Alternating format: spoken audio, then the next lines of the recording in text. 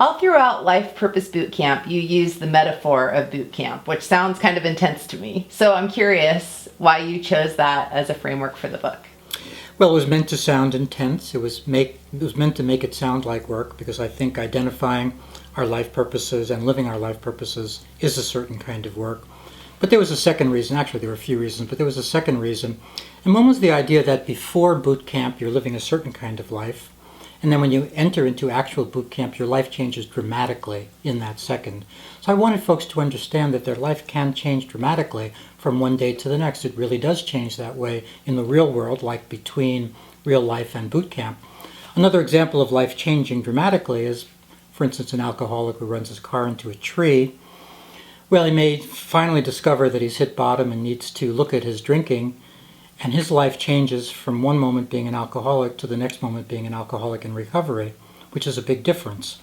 So I wanted, by the metaphor, to suggest to people that they can make big changes quickly, and that's a kind of blessing. And in the book, you spend a lot of time talking about meaning as well as life purpose. So what's the connection between the two?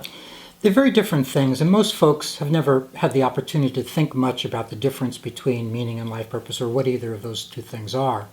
From my point of view, meaning is a certain kind of subjective psychological experience. It's not an objective reality. There's no meaning out there at the top of a mountain or at some guru's feet. It has to do with our own perception of what's meaningful, what we experience as meaning. Given that it's just a psychological experience, that means that we can create more of it, just as we can create more joy in our life or more anything in our life, which is wonderful that we have the opportunity to create more meaning, becomes a wellspring. On the other hand, life purpose is a choice rather than an experience. It's something we decide about life. We make our life purpose choices, and because we make our life purpose choices, then we can also provoke the experience of meaning. But more importantly, we know our roadmap then, and we don't have to worry so much about life feeling meaningful. What we're after in life, I think, is making ourselves proud rather than happy. We want to make ourselves proud by our efforts. That's what we're really after.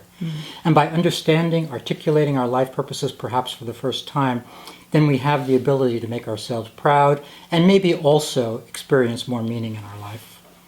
So what would be some examples of life purposes? Some examples of life purposes might be activism, it might be service, it might be having strong relationships, it might be being a creative person. It might be something a little more abstract, like trying to do the next right thing, just trying to live one's values and principles in the moment.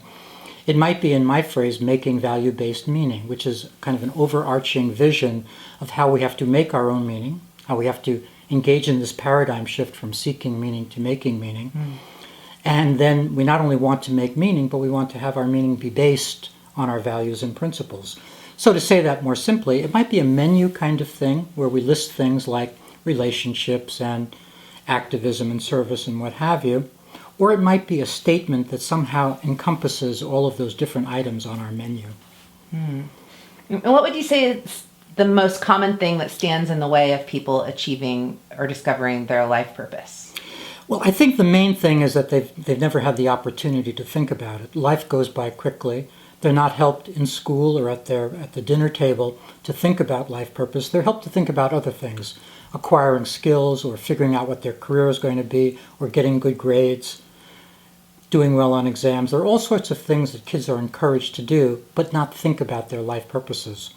So I think folks just don't have that opportunity, and therefore it's not even something on their radar to try to do. Once you try to do it, then you have the experience of not knowing exactly what to do, since you've never done it before. So probably your first efforts at articulating your life purposes are going to be pretty messy.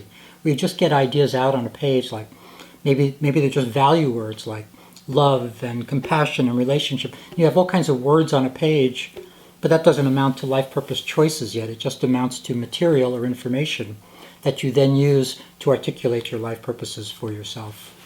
I also really like how you ground it in that it doesn't have to be this one specific project or something. It can really be an overarching way of looking at life, can be the life purpose. That's right. And I think folks don't quite realize till they look at this that the things that they thought they've experienced as meaningful maybe weren't. Like maybe those 7 years they spent in their Ph.D. program, well, they got through it, but maybe that wasn't actually experienced as meaningful. But maybe holding their child's hand crossing the street is the most meaningful part of their day. Well, that's not a huge action, but it stands for something huge in a person's life, namely having that kind of bond and relationship with another person. So yes, we're not talking about necessarily the largest things or the most difficult things. We're talking about those small things that amount to living your life purpose choices. I love that. And it's one thing to name your life purpose and another to actually live them. So what are some of your tips for actually living your life purpose? Well, there are a lot of practical tips in the book. The first half of the book is about identifying and naming the life purposes, and the second half is about getting those life purposes onto your daily to-do list. I think maybe the most important thing is to orient yourself each day towards your life purposes. So let's say you now have your menu of life purpose choices. You know what they are. Well, if you spend just 15 seconds or 30 seconds early in the morning before your day starts saying, how do I get these things onto my daily to-do list? How do I do these things today? Well, maybe you can't do all of them on your list. Maybe you have a 15-item life purpose choice menu. But I can create for an hour. I can be with my mate for an hour. I can be of service for an hour. So this helps you get your life purpose choices lived in the real moment. I think another interesting practical tip is the idea of creating a life purpose icon. That is a tangible image that somehow captures your life purpose choices for you. I've always been struck by how much power a cross serves for a Christian person, or Star of David serves for a Jewish person. There's so much information and resonance and importance in that small thing. Well, why can't an individual create that same small thing for herself? Can you give me an example? Sure, people come up with all sorts of things. A praying mantis, an acorn, a lighthouse, a walking stick, a lightning bug. It's always idiosyncratic. But it arises. It's interesting that life purpose choices may come in so many words and look like a big menu, and yet still be able to be captured in a small image.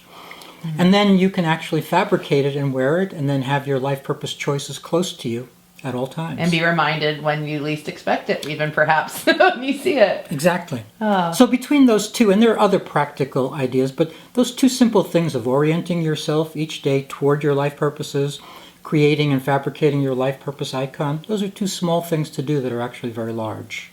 Oh, well, those are great tips. And thank you so much, Eric, for coming in and sitting down with us today. Thank you so much for having me. Thank you.